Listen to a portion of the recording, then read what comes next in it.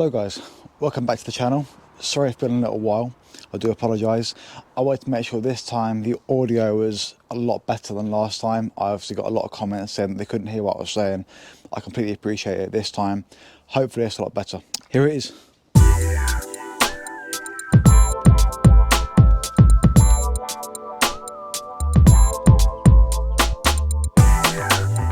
So this was the replacement for the M3.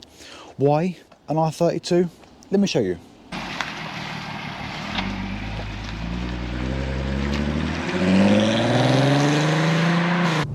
Okay, so now I'm in the driver's seat of the R32. Now, I would imagine the question that most people are going to ask me initially is, why sell a M3 and go to an R32? The honest answer is money.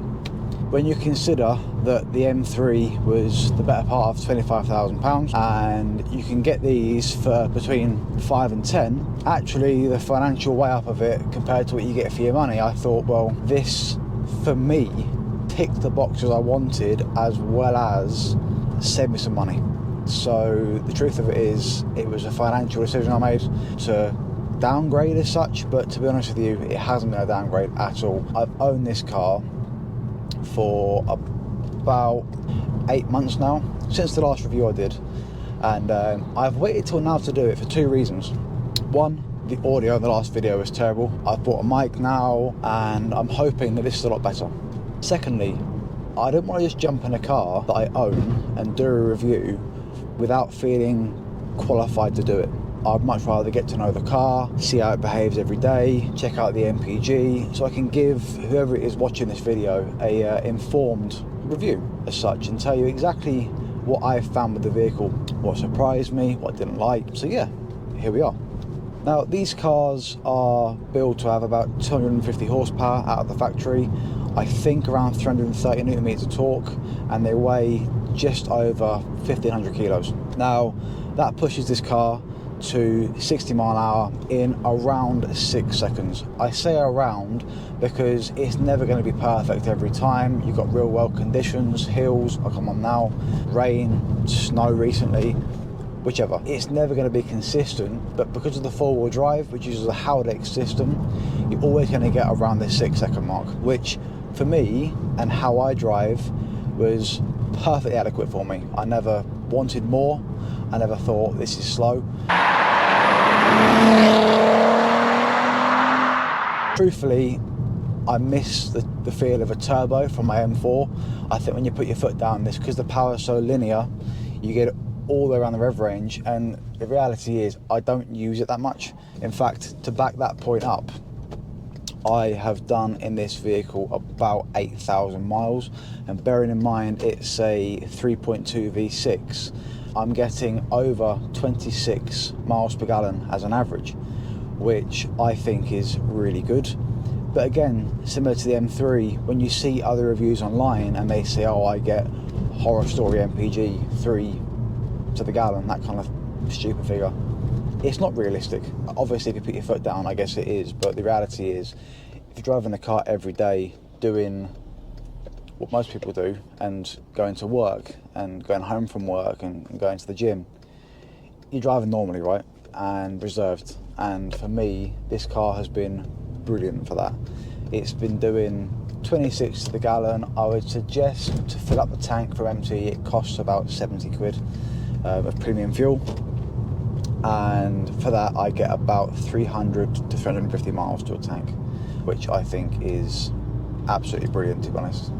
I'm getting squirted by everyone today, and I've got people tailing me really closely as well, and I don't really know why. So obviously they must know I'm doing a video trying to wind me up. So reliability wise, coming from that M3, I assumed straight away this would obviously be more reliable, and it has been. The only issue I've had with this car up until now,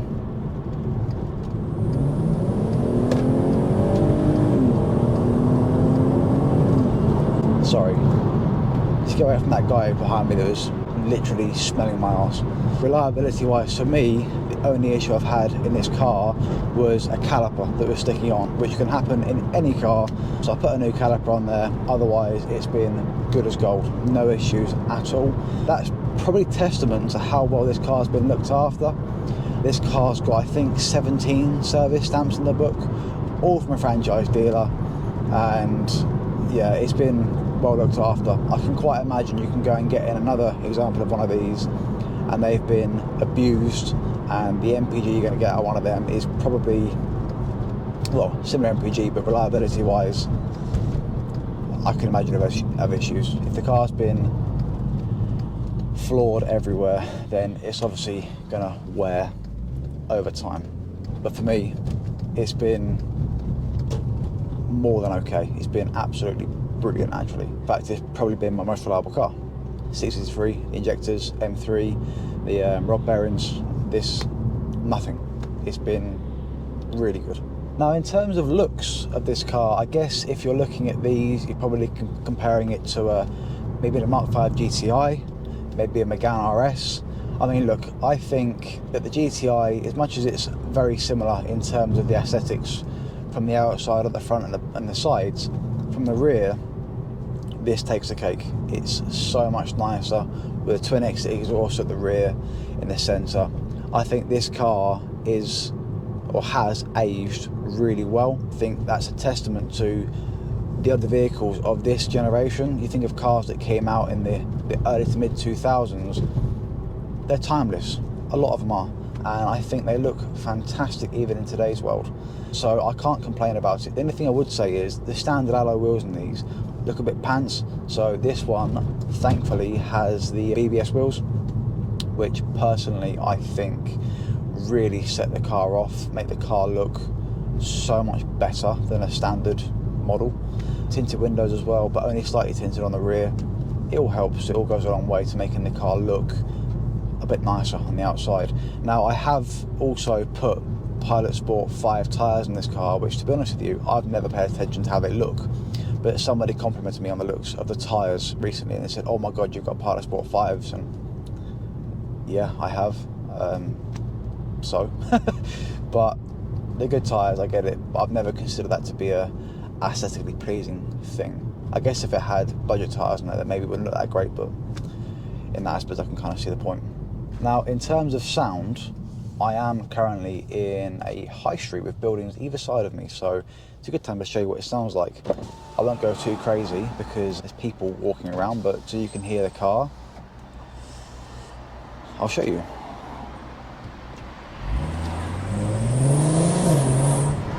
Now that was going up to about 3,000 RPM, which the car is capable of going around to 6,500.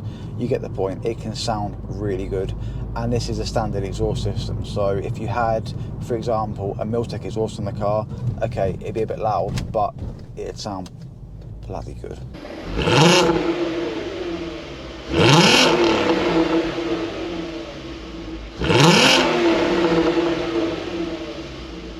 In terms of practicality, this car can seat 5 adults, 4 very comfortably and 1 a bit cramped in the middle.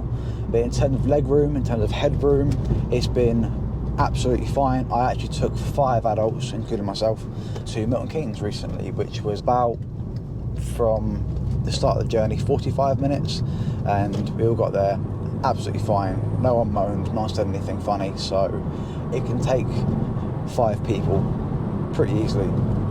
I guess if you've got friends that are 6'5", Giant Gonzalez, probably not, but for me and my friends, we're all sub 6 foot. It's been absolutely fine. Now, in terms of other vehicles you can get for this money, now this particular vehicle I'm now selling for 8.5. It's done 110,000 miles and it's a 3-door. It looks good. It's been really well looked after. What else are you going to get for that money that's ticking all those boxes? I'm not sure what else you would look at. Maybe a Fiesta ST, that's obviously a smaller car. Maybe a Focus ST, but I think they're pretty ugly. I don't know. For me, when I looked at the options, in terms of value for money at this particular price point, this was it. And there really was no other car I would look at.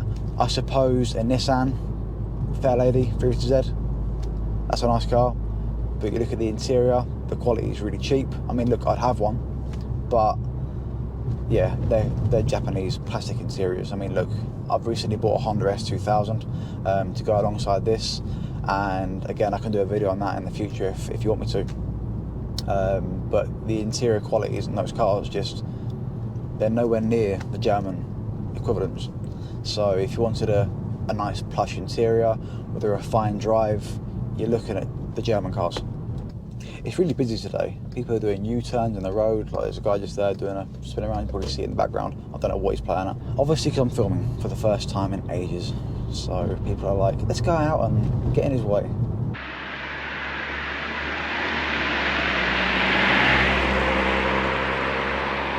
In terms of handling, obviously being a four-wheel drive car, the Haldex system, I believe the Haldex works like this. It's a front-wheel drive car. They've put a unit that sends power to the rear, and essentially it's a four-wheel drive. It's not a true four-wheel drive, but it handles like it. And in terms of handling, what we can see now, it sticks, absolutely sticks to the roundabout and the road, and fires you out the other side with no issues at all. They are really capable cars. So yeah, you can't want more than this, in my opinion, for the money. So I guess rather than blabbing on for forever, my final thoughts on this vehicle really is, if you're in a position to get one while you can, because I don't think that 3.2 litre V6 naturally aspirated cars are ever going to be made again out of the factory. I think you're looking at small engine turbochargers, you're looking at hybrids, electrics. That's all the current thing that's coming out. So if you wanted a higher revving, naturally aspirated, bigger engine car, you're limited to the used vehicle market. And to find a good one, it's obviously individual based on the car. So I would suggest, if you want one of these, go out there, go and drive some, compare some, see what you think of it. But for me, I think that you can't really go wrong with it. If you don't mind the higher tax band, I went for a later year one, 2007. The tax band is now, I think, been risen to, I think it's £735 a year, which is absolutely disgusting, to be honest with you. But for a car like this, you've got to pay the price, and when you're spending £8.5 grand on a car, let's say, essentially spending £9 grand on a car, because you've got to tax it as well. So it doesn't add too much to the final bill when you consider all things, especially if you can get a bit of a discount on the car. Say the car's up for 10,000 and you can negotiate down to 9, where you've got your tax free and a couple of weeks worth of petrol. So always try and negotiate. Not with me though, I'm very fair at my pricing. So yeah, I think while you can get one of these, if you look at the Mark IV R32 Golf, wow, they are going through the roof. They're going anything from 10 to 25 in some cases. And at the time of filming today, if you was to look at Auto Trader right now, you can get one of these as a 5-door at the very lowest point of £5,000, at the highest point of £16,000. If you was to go for a 2-door, you're looking at the lowest point of 5.5 to 6, to the highest point of about £20,000. I mean, look, you're never going to get that for the car, but it's there. And I think it's only a matter of time before these do rise up. A few years ago, you could have got one of these for £5,000. It was quite nice, quite easily. But all cars that are a bigger engine, naturally aspirated, are creeping up. They have dipped slightly since the elections, since people are kind of saving their money now. But in general, these cars are creeping up year on year. So it's a good time to get one if you can afford it. If you can't, I think they'll stay the same price bracket for a couple of years. I think they might be about £10,000 in 3 years' time.